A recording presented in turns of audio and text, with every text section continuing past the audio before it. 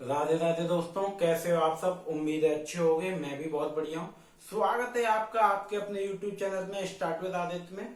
दोस्तों, वीडियो के अंत तक बने रहा करो। क्लास का पूरा आनंद और लुफ्त और कुछ नॉलेज पानी है तो वीडियो को पूरा देखें, ठीक है। साथ ही मेरी क्लास 1 और क्लास 2 भी आप देख सकते हो। मैं वीडियो को उनका लिंक डिस्क्रिप्शन में दे दूंगा।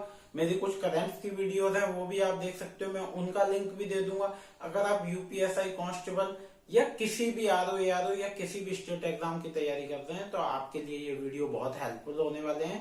तो आज हमारी क्लास 3 स्टार्ट होने वाली है। मैंने आपसे पहले ही कहा था कि मैं बेसिक से लेकर टॉप तक जाऊंगा, तो बिल्कुल बेसिक से स्टार्ट किए। छोटी से छोटी चीज जो आपको कोई नहीं बताता वो आपको मेरी क्लास में बताई जाएगी, ठीक है। आपको बेसिक से शुरुआत करते हैं। एक सेकंड दोस्तों,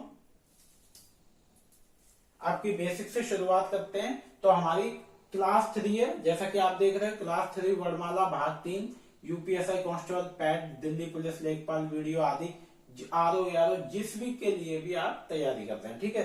तो हमारा क्लास 1 में क्या हो गया था, हमारी क्लास 1 में क्या वर्णमाला का बेसिक चीजें हो गई थी। हमने स्वर व्यंजन जाने थे, कितने थे। दूसरी क्लास में हमने स्वरों के बारे में पढ़ा और हमने एक चीज और पढ़ी थी, मात्रा विचार। और तीसरी क्लास जो हमारी होने वाली है वो है व्यंजन के बारे में, और यही हमारा आज वर्णमाला, इसी में हम समाप्त कर देंगे, ठीक है। चलते हैं जल्दी से बोर्ड की ओर।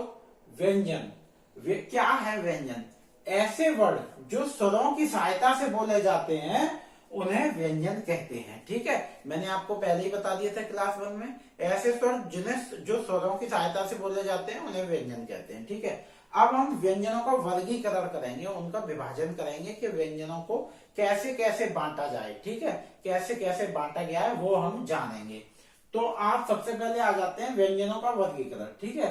तो पहला जो पॉइंट बनता है, दो तरह से इन्होंने व्यंजनों का वर्गीकरण किया है। जो पहला पॉइंट बनता है वो है आपका स्थान के आधार पर, और दूसरा जो पॉइंट हमारा बनता है वो है प्रयत्न के आधार पर।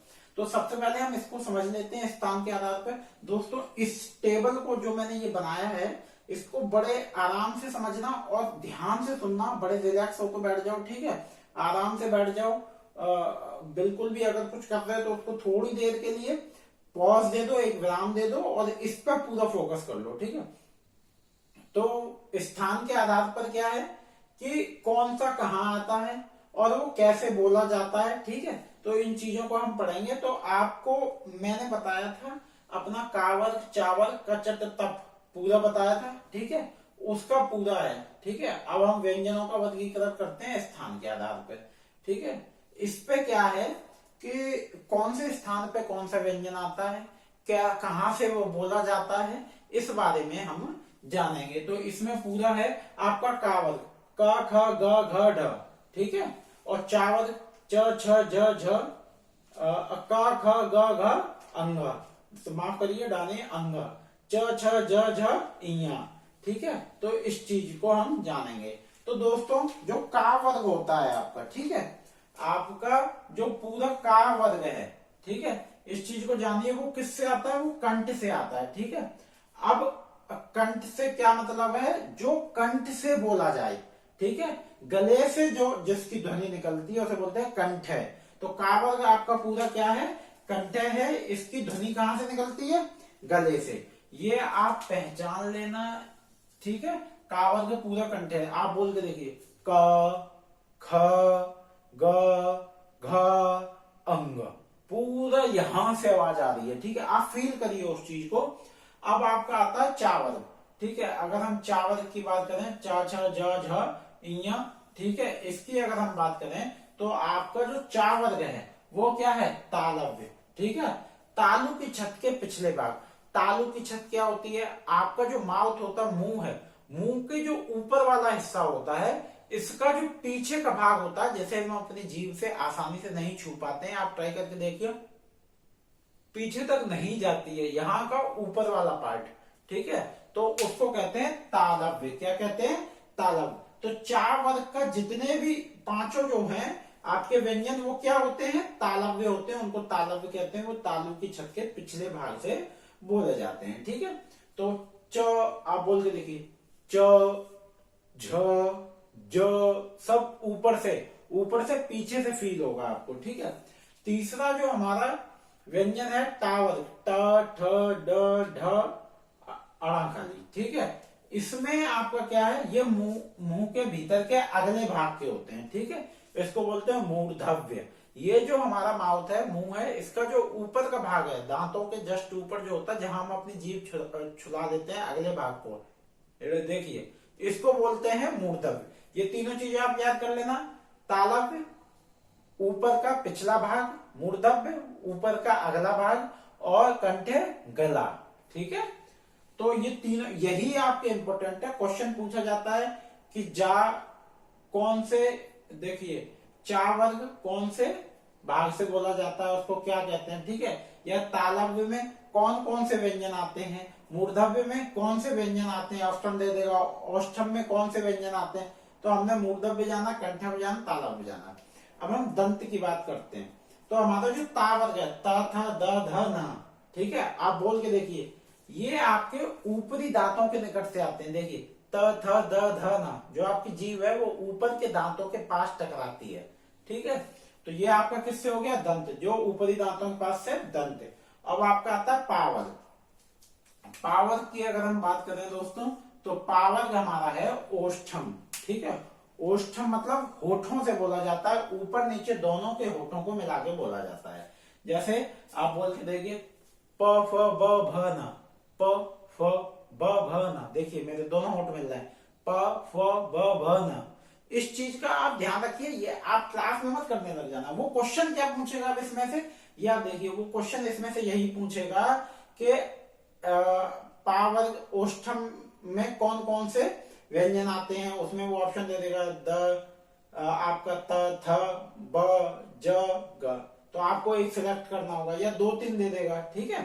तो ये आपने सीखा, ये मैंने आपको पहले ही बता दिया था कि देखिए, कावर चावर टावर तावर पावर, इसकी जो पहली लाइन होती है इसको बोलते हैं,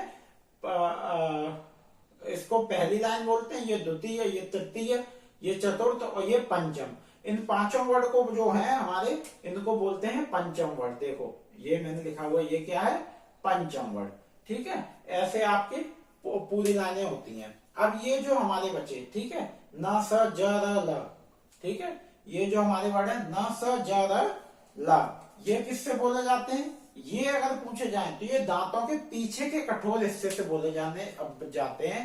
इन्हें वत्सर्य बोलते हैं। क्या बोलते हैं, वत्सर्य। न स ज र ल, स देखो मेरे दांत के पीछे कैसे, स न ज। तो इस चीज को ध्यान में रखना है।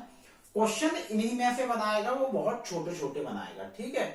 और बड़े आराम से वीडियो देखनी है, और आपको सारी वीडियो, पूरी वीडियो देखनी है। और आपको पहली क्लास समझनी हो, दूसरी समझनी हो, आगे आपको कंटिन्यूस डेली क्लास मिलेगी। व फ, ये दंतोष्ठ हैं, ये होठ और ऊपरी दांतों के बीच से बोले जाते हैं, ठीक है। क्या बोले जाते हैं आपके, वो फ, देखिए वो होठ और ऊपरी दांत, वो फ, वो फ, ठीक है। अब आपका आता है हा, ये स्वर तंत्री से बोली जाता है, स्वर तंत्र से, इसे बोलते हैं स्वर तंत्रीय, ठीक है। ह ह ह ह ह, सिर्फ हवा निकलती है अंदर से, ठीक है, आपके स्वर से आती है। अब आपने इसमें आपको कुछ वर्ड दिखाई दे रहे होंगे, आपका नासिक, ठीक है, सघोष, अघोष, अल्पप्राण, महाप्राण, नासिक, ठीक है। ये आपको समझना बहुत जरूरी है। ये मैं आपको अभी समझा देता हूं, क्योंकि इनका जो प्रयोग है वो आगे जो हमारा दूसरा वर्गीकरण है प्रयत्न के आधार पर, उसमें इनका बहुत यूज होने वाला है, ठीक है। तो आपका पंचम वर्ड आप समझ गए, ये 5 वर्ड होते हैं, ठीक है, अंगा, इया, अड़ा, न, म, ठीक है। अब हम बात करते हैं अल्पप्राण की।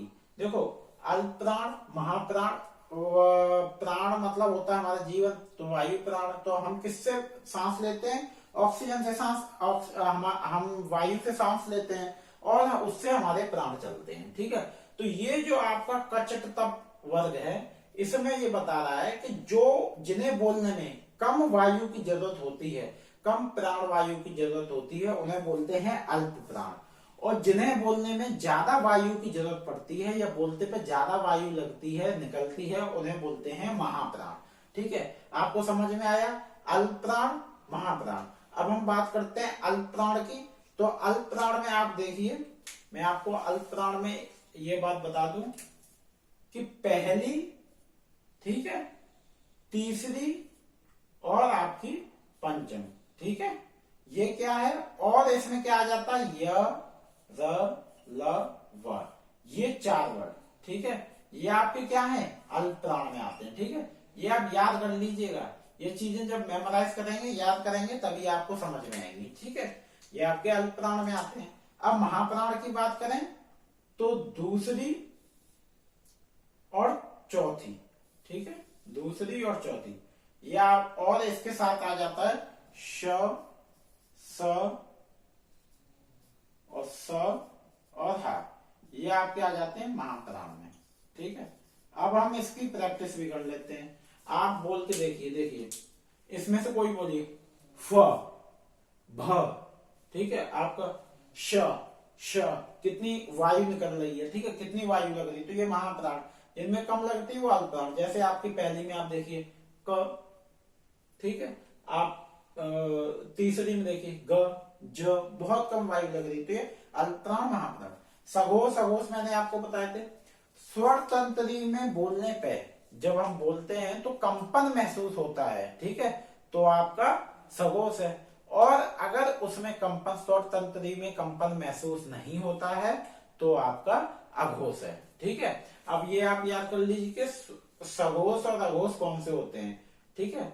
तो अब आप यहां से समझिए कि आपकी तृतीय, चतुर्थ और पंचम और सारे स्वर सघोष होते हैं, ठीक है। तृतीय, चतुर्थ और पंचम सारे स्वर सघोष होते हैं, और पहली और द्वितीय ये आपके अघोष होते हैं, ठीक है। आप समझ गए ये बात, सघोष अघोष में कोई कंफ्यूजन, अगर हम जिनमें कंपन महसूस हो, अब देखिए आप बोल के देखिए, स्वर तंत्री में कंपन महसूस होगा, जैसे भ, आप बोलिए एक बार, कंठ से आवाज आएगी, गले से भ, कंपन हो रहा है, तो ये क्या है, सघोष। अब आपकी अघोष का ट्राई कर लेते हैं, देखिए त, त, कंपन नहीं है क्योंकि हम बाहर बाहर से बोल रहे हैं, ठीक है, तो ये क्या है, आपका अघोष है। सघोष अघोष सब कंप्लीट। अल्पप्राण महाप्राण समझ आ गया, कोई कंफ्यूजन है आप कमेंट करके अभी बता सकते हो, ठीक है। अब हम बात करते हैं नासिक्य। तो नासिक्य क्या है, नासिक्य आपके जो पंचम वर्ड है, जो आपकी 5वीं लाइन है कचट तप की, यही नासिक्य है। इसको बोलने में नाक से श्वास निकलती है, नाक से हवा निकलती है, नाक का सहारा लेना पड़ता है, तो वो क्या है, आपके नासिक्य। जैसे देखिए अंग, अंग, नाक के सुर की आवाज आ रही है आपको, अंग, इया, अड़, ठीक है, अंग, इया, अड़, न, म, सब में नाक से हवा निकल रही है, नाक के सुर की आवाज आ रही है, तो इसको क्या बोलते हैं, आपका नासिक्य, ठीक है। ये सारी चीजें क्लियर हो गई। आप चलते हैं दूसरे पॉइंट पे। जो इसका दूसरा पॉइंट है वो प्रयत्न के आधार पर, ठीक है। तो अगर हम प्रयत्न के आधार पर बात करें तो हमारा पहला आता है स्पर्श व्यंजन, ठीक है। स्पर्श व्यंजन का क्या मतलब है, उच्चारण में हवा फेफड़ों से निकलते हुए मुख के किसी न किसी भाग से स्पर्श करती है, उसे स्पर्श व्यंजन कहते हैं, ठीक है। अगर हम इसकी बात करें स्पर्श व्यंजन को, तो जो हमारा पहला है स्थान के आधार पर, इसको भी हम स्पर्श व्यंजन कह सकते हैं, क्योंकि मुख से निकलने पर जो हवा है वो जिस जिस भाग को टच करती है, तालव्य, मूर्धव्य, दंत, ओष्ठम, कंठ, वत्सर, ठीक है, वत्सर है ना, स्वरतंत्र, दंतोष्ठ, ये सब क्या है, स्पर्श व्यंजन है, ठीक है। समझ हो गया, स्पर्श व्यंजन क्लियर हो गया। मुख्य उच्चारण में हवा निकलते समय मुख के किसी न किसी भाग को स्पर्श करती है, उसको स्पर्श व्यंजन कहते हैं। दूसरा हमारा जो है वो बहुत ही इंपॉर्टेंट है, अंतस्थ व्यंजन। ये सारे व्यंजन मैंने आपको क्लास 1 में पढ़ाए थे, लेकिन ब्रीफली नहीं पढ़ाए थे, ठीक है। इनको डिस्क्राइब नहीं किया था, इनका विश्लेषण नहीं किया था, वो मैं अभी आपके सामने करता हूँ। अंतस्थ व्यंजन बोलूं, सही भाषा में बोलूं तो इनको खोल के नहीं बुना था, तो अब हम इनको खोल के बिन रहे हैं। और आप थोड़ा ध्यान से क्लास को देखिए। अगर आपने मेरी ये क्लासें देखी ना, मैं आपसे दावा करता हूं कि आपको कोई और क्लास देखने की जरूरत नहीं पड़ेगी और बोर होने की जरूरत नहीं है। बड़े मजे से क्लास देखो, ध्यान से देखो, ठीक है। अंतस्थ व्यंजन की बात करूं तो स्पर्श और ऊष्म व्यंजन के बीच में स्थित होते हैं। ये मैंने आपको पहले ही बताया था। अंतस्थ, अंतस्थ जो स्पर्श और बीच में स्थित होते हैं ऊष्म के, उन्हें अंतस्थ कहते हैं। इनमें 4 वर्ड आते हैं, ठीक है। आपके 4 वर्ड क्या है? यर अलावा, ठीक है, यर अलावा। आप इसमें देखते रहिएगा टेबल में। यर अलावा ये कैसा है? आपका तालव्य या, ठीक है, वत्सज, और ये वत्सज है, और ये दंतोष्ट है। दंतोष्ट मतलब होठ और दांतों से बोले जाना, ऊपर के दांत और होठों के से बोले जाना, वाह, ठीक है। ये तालव्य मतलब ऊपर के पिछले वाले भाग से बोले जाना, और वत्सज मतलब बताइए, वत्सज मतलब होता है दांतों के पीछे का कठोर हिस्सा, ठीक है। तो आप य देखिए ऊपर के पीछे व देखिए होठ ऊपर के दांत से टकरा रहे हैं, ठीक है। और ये कैसे होते हैं? य और व दोस्तों अर्ध स्वर भी होते हैं। ये कभी स्वर की तरह बिहेव करते हैं और कभी ये व्यंजन बन जाते हैं। रा लुंठित है और ल पार्श्विक है, ठीक है। अगर बोले जाए तो ये चारों अल्पप्राण है, क्योंकि इनको बोलने में कम हवा लग रही है। और ये चारों सघोष हैं। सघोष क्यों है? क्योंकि ये किसमें आ रहे हैं? तृतीय, चतुर्थ और पंचम में, और सारे स्वर क्या होते हैं? सघोष। अब हम अगले पॉइंट पे आते हैं। अगला पॉइंट है हमारा ऊष्म संघर्षी। ऊष्म, और इसको क्या कहते हैं? ऊष्म व्यंजन और संघर्षी। तो ऊष्म व्यंजन की और संघर्षी की बात करें तो उच्चारण के समय वायु मुंह से किसी न किसी भाग से रगड़कर किसी न किसी भाग से रगड़कर ऊष्मा गर्मी उत्पन्न कर देती है, पैदा कर देती है। उसे हम कहते हैं ऊष्म संघर्ष, ऊष्म या व्यंजन या संघर्षी व्यंजन। इसमें 4 आते हैं, ठीक है। आपका श, श, स, ह। आप बोल के देखिए, श, स, श, ह। देखिए श, श, स, ह। कितनी आपको एकदम गर्मी से महसूस होगी, ठीक है। तो इसमें, और ये आपके महाप्राण है, क्योंकि ये आपको पता है इसमें बहुत हवा निकलती है। हा आपका सघोष है, और श, श, स आपके अघोष हैं। अघोष क्यों है ये? क्योंकि ये पहले दूसरे में आएंगे, ठीक है। और हा आपका तृतीय, चतुर्थ, पंचम में से एक में आता है। और ये महाप्राण है, क्योंकि इसमें बोलने में ज्यादा वायु लग रही है। बहुत जल्दी अब हम आपके बात करते हैं उत्क्षिप्त और द्विगुण। द्विगुण मैंने आपको बताए थे, 2 थे, उत्क्षिप्त और द्विगुण। द्विगुण क्या होते हैं? जिनमें नुक्ता आ जाता है, या अर्धचंद्र बिंदु आ जाती है, या नुक्ता आ जाता है, उसको कहते हैं द्विगुण या उत्क्षिप्त, ठीक है। उच्चारण में जीभ मूर्धा से लगकर एकदम नीचे आ जाती है। मूर्धा कहाँ है? मूर्धा मैंने अभी बताया, मूर्धा आपका ऊपर का भाग है। क्या है? मूर्धा, दांतों के जहां हम जीभ से टच कर लेते हैं, इसको मूर्धा भाग कहते हैं। देखिए आप बोले तो हमारे यहाँ इसमें लैंग्वेज में बोलते हैं आपका जो तलुआ होता है ऊपर का, मुंह का ऊपर का भाग, ठीक है, तो इसको बोलते हैं मूर्धा। क्या बोलते हैं? मूर्धा। उच्चारण में जीभ मूर्धा से लगकर एकदम नीचे आ जाती है, या मूर्धा से टकराकर एकदम नीचे आ जाती है, उसे क्या कहते हैं? उत्क्षिप्त और द्विगुण व्यंजन कहते हैं, ठीक है। ये 2 हैं आपके। 2 क्या है? अड़ा और अड़ा। अड़ा ये डा और ढा से बने हैं, इनमें नुक्ता लगा है, नीचे ये बिंदी लगी है, इसे नुक्ता बोलते हैं। तो ये आपका क्या है? अड़ा, अढ़ा, ठीक है। अड़ा आपका अल्पप्राण है, और अढ़ा आपका महाप्राण है। इसको बोलने में देखिए, और ये दोनों सघोष है और दोनों मूर्धव्य हैं। आप बोल के देखिए, मूर्धा से लगते हैं ऊपर ही है। अब हम आगे चलते हैं, व्यंजन गुच्छ और संयुक्त व्यंजन। मैंने आपको क्लास 1 में पढ़ाया था, हमारा संयुक्त व्यंजन गुच्छ संयुक्त व्यंजन का ही दूसरा नाम है। संयुक्त व्यंजन मिलके बना हो, आप जैसे नाम से समझें, जो 1, 2 या 2 से अधिक व्यंजनों से मिलके बना होता है, उसको हम कहते हैं संयुक्त व्यंजन, ठीक है। इसको हम क्या कहते हैं? संयुक्त व्यंजन। और संयुक्त व्यंजनों से कोई स्वर नहीं आता है, ठीक है। संयुक्त व्यंजनों से कोई स्वर नहीं आता है। वैसे जो व्यंजन होते हैं उनमें स्वर होते हैं, जैसे आपके का में आ होता है, ठीक है, एक डंडा होता है, अगर हम अलग करेंगे तो आधा का और आ हो जाता है, ठीक है। ऐसे ही सब में होता है, माँ में होता है, पा में होता है, लेकिन जो संयुक्त व्यंजन होते हैं उनमें नहीं होता। जैसे आपका एग्जाम्पल है सप्ताह। देखिए आधा पा प्लस ता, ये दोनों व्यंजनों ने मिलकर एक संयुक्त व्यंजन, इसमें कोई स्वर नहीं है, ना कोई मात्रा है आ की, ई की, कोई स्वर नहीं है, ठीक है। अब हम स्त्री, सा ही आधा है, ता ही व्यंजन है और रा भी व्यंजन है। ये तीनों व्यंजन है, इसमें कोई स्वर नहीं है।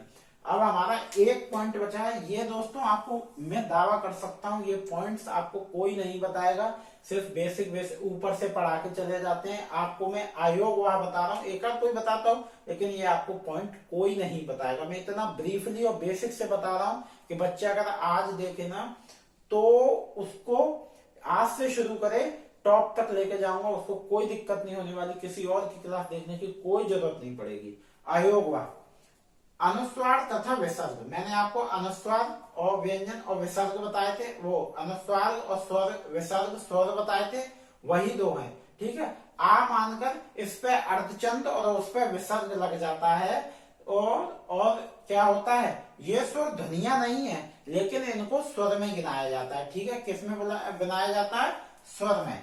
माफ करिए ये गलत लिखे, इनको स्वर में गिनाया जाता है। ठीक है, आपके ये कितने हो गए, वैसे आपको पता है ना आपको 11 स्वर हैं। आपके कितने, मैंने उस दिन 13 बताए थे, वैसे आपके 11 हैं। ये दो मिलते हैं, एक अनुस्वार, ठीक है, अनुस्वार, और एक आपका मिलता है प्लस विसर्ग। ठीक है, तब ये होते हैं 13। ठीक है, अगर आपसे नॉर्मली पूछा जाए कि आपके स्वर कितने, वहां ऑप्शन 13 नहीं है और 11 है, तो 11 करके आए। अगर 11 और 13 दोनों हैं एक साथ, तो 11 और 13 दोनों करके आए।